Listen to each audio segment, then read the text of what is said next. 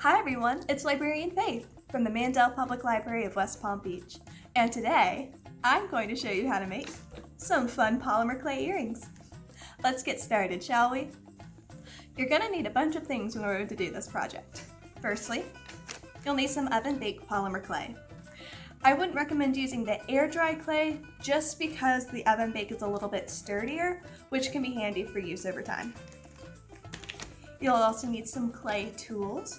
A rolling pin works great, but it will make your hands a little bit sore. So I ended up using what is essentially a pasta roller. We had these at the library, so I wanted to make use of them and save my hands a little bit. But if you don't have one, a little rolling pin works just great. You'll also need some tools to cut your clay. A dull knife would work great. I also used an X-Acto knife during this to help get some cleaner lines. You'll also need an oven where you'll bake, in my clay's case, at 20 minutes at 275 degrees. You'll also need something to punch a hole in your earrings. I just used a paper clip, I bent it outwards, and it worked great. You'll need a pair of jewelry pliers. I used 2 jewelry pliers because it made my life a little bit easier and I had it available. Something to cut out the shape of your earrings. Now you can either use an X-Acto knife if you'd like. I end up using a lid from the mica powder from the soap I did last week, and the plastic ruler, just to make sure that I got my edges square.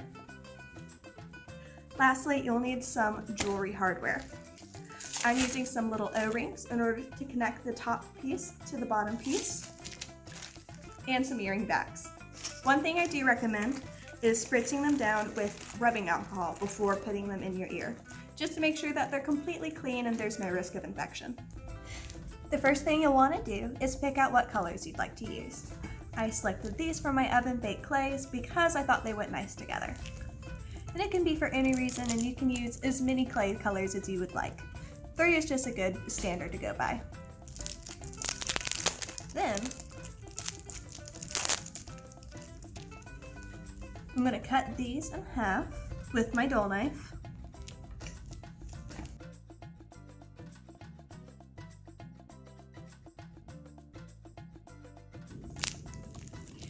And we'll start with these 3 chunks.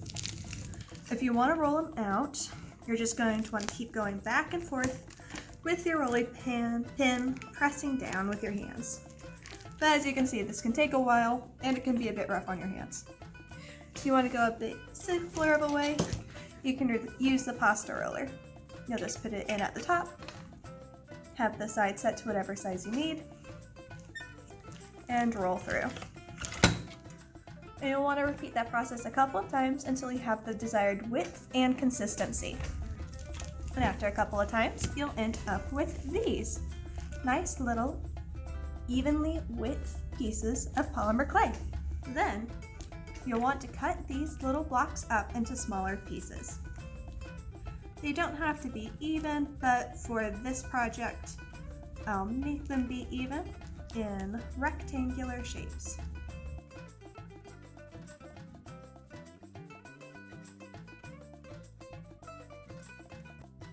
And now that we have these into smaller pieces, you're going to want to start overlapping them on top of each other into a roughly square shape.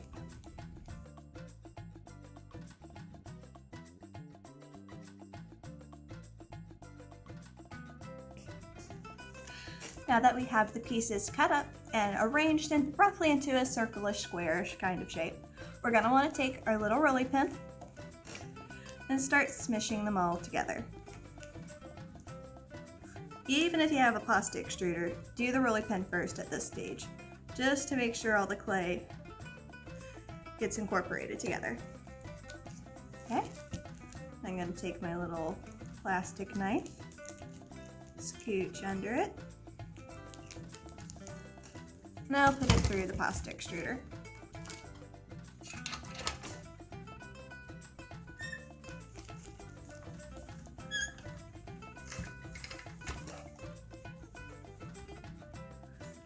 Now I have this, so I'm just going to fold it in half, press it down, and I'm going to put the wider part back into the pasta extruder. One thing to note, even if you're just using the rolling pin, you want to have however wide you want the item to be, and then to roll up and down with that width, because it'll make it be longer this way. If you were to have it like this and then to start rolling up and down, it would again go longer, so you would have a very narrow piece of clay. But by having the widest part as a part that you roll up and down against, that'll make it more in a square shape. But I'm gonna go ahead and put it back through the extruder. And we have this, which I think has some nice color variation. I'm actually gonna increase it by 1 on the extruder just so it's a little bit more thin and incorporated. Nothing major. There we go, it just smushes together a little bit more nicely. So we'll leave that one as is. Then we'll repeat the process on the second pile. Again, you're going to want to use your rolling pin for this one. You're just going to press down hard and roll up and down, just to make sure all the clay gets to know each other.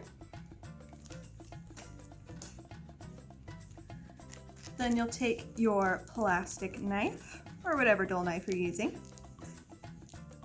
and scrape it up off your table. A pro tip, the table I'm doing this on has a plastic lining, that's why it's all bumpy and kind of gross looking. But whatever table you do this project on, it's a good idea to have another plastic covering over top, just so it's easier to peel off. If you do this directly onto a surface, especially a porous surface or a surface with a lot of texture to it, like say a wood countertop that has the grain exposed, it'll be very difficult to peel this up off because the clay will get down into the grain of the wood, for instance, or whatever the texture of your table is. And you'll have turquoise and lime green clay in there forever, possibly. Put that back to our setting. I'm putting the clay in and giving it a roll. And once again, I'm going to fold it in half, putting the width of the clay down and rolling. So this is the clay shape we're left with. Now I went ahead and rolled out a few extra pieces of clay. I'm going to put some of the extra pieces of clay over the holes, about like so, and adding some extra pieces where I think they would look nice. I can see that this piece is a decent bit bigger than that piece, and I want them to be a bit more symmetrical. Now this isn't necessary. If you wanted to, you could just run it through the machine again, having folded it over in half once more, but that would mean that there would be more color variation in this one and less in this one. Since this one, the colors would be blended together a little bit more. If that's what you're going for, then go for it. However, I want the colors, the individual colors, to shine through. At least for this pair of earrings.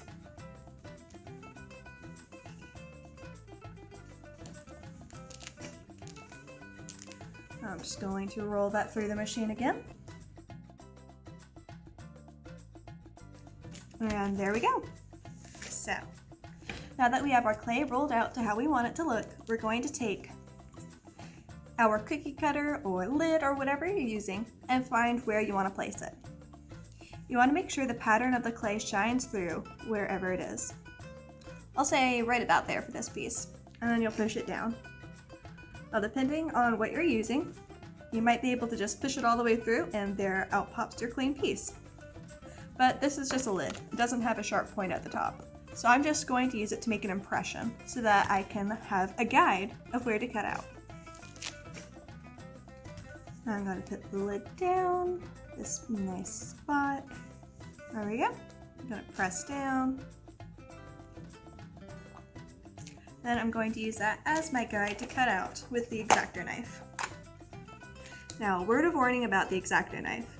Be very, very careful when using it. I have cut myself so many times using an X-Acto knife. And fortunately, most of the time it's not a bad cut at all, it's just slightly annoying. but it's easy to do a really bad cut on your finger with these, so be careful.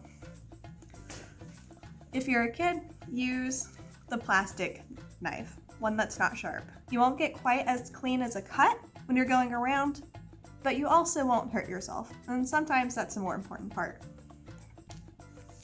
Now I'm just going to cut around the circular indentation. You don't have to press very hard to cut through this clay. It's not that resistant. You just want to keep even pressure and move around.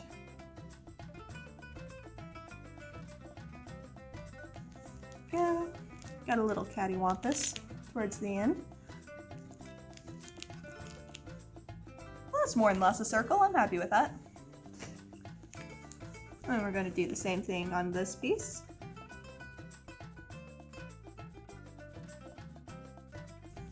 Going to trim up this edge just a little bit.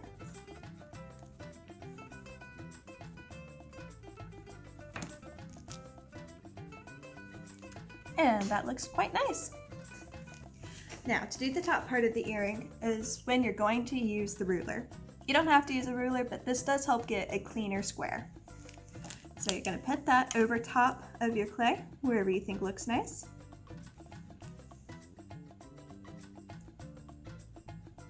And you're going to cut along either side of it. Once you've cut along one way, you'll flip the ruler, eyeball it to about a 90-degree angle with the other one, and cut down along the sides once again. Try not to drag the X-Acto knife across the clay too much, otherwise you'll warp the edges a little bit. But here's one square.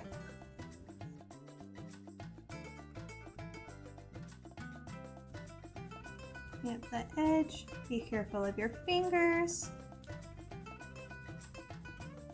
These earrings will turn out very pretty, but they're not worth getting hurt. And you'll flip it the other way. And there's your second square. Now, I chose to do a square and two larger circles because I thought it looked nice. You can do whatever kind of shape you want. In an earlier practice, which didn't turn out all that nice, I ended up doing a rectangle with the hole cut out and a circle on top. In another one, I did a rectangle and a square. And you can see these earrings didn't turn out super great. It's because I wasn't careful when I was transferring them to the oven. But you can do whatever kind of shapes you want. Be as curious and artistic as you'd like. The last thing we're going to do before we put these in the oven to bake is make a little hole with our paper clip. You're going to want to put that very close to the top of the clay piece, but not all the way at the top. You want to make sure there's still plenty of clay left at the top so that structurally it's strong enough to hold up its own weight. It'll also depend on what kind of O-rings you have. If you have some bigger O-rings, then you can go farther away from the top or bottom. Now we're done. We just got to put this in the oven and we can start attaching the jewelry components. So, my clay specifies that it needs to be cooked at 275 for 15 minutes per 1/4 inch. These are about 1/8 of an inch thick, and I've found that baking them for about 20 minutes works right. You'll want to keep an eye on them if it's the first time you've used that clay and you're not familiar with it. If you cook them for too long, they'll start to turn brown. And if you're working with a brown or a gold color, you might not notice and might not mind all that much. But it would definitely show up on these colors, so pay attention to it. Check it every minute or so. Now that our clay earrings have fully baked in the oven, we can move on to the next part, which is attaching some of the jewelry hardware. I am using these guys. They're just little silver O-rings. They have a break in the material at the top. So you're going to want to use a plier. I'm using two because it makes my life a little bit easier. And you'll want to separate the O-ring. And you'll want to pull the O-ring apart. Just twist in opposite directions. and it opens up.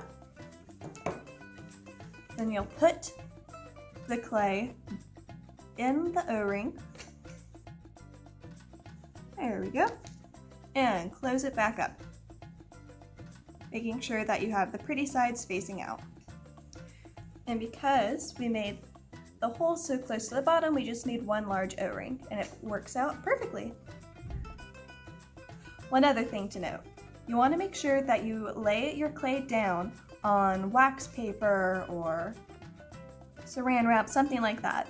I laid it down on a hard surface before I went to bake it, and because of that, I had a hard time lifting it up at the end, and the back isn't very pretty. But if you lay it down on something that's easily peeled off, you won't have that issue.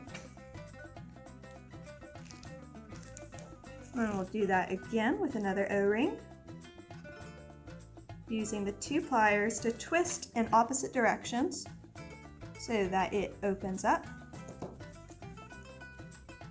Adding in the one piece.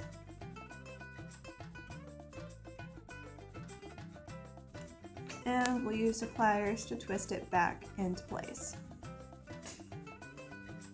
and push them together. And now both earring pieces are connected and nice and dangly. So then we'll add our earring backs. These are the earring backs I'm using. They have a flat bottom that I'll be able to hot glue onto the back of the earrings. One thing I would recommend doing is spritzing these down with some rubbing alcohol before you put them in your ear, just to make sure that they're sanitized and you don't have to worry about infections. If you want to be extra safe, I would use super glue to connect these two to the back, but all of my super glue is dried up, so I'm just going to be using regular hot glue. A little bit in the center of the back. I want to try to get as center as possible. That way the earring will hang down straight. And press it down. And repeat on the other side. And let them cool for a minute before you put them in your ear and test them out. You want to make sure the glue has fully hardened so you don't accidentally peel off the back. And here's our final product. They look pretty fun, don't they? Not exactly subtle, but pretty South Florida if I say so myself. I hope you enjoyed this tutorial. Be sure to tune in next week for another one. And until then, happy reading!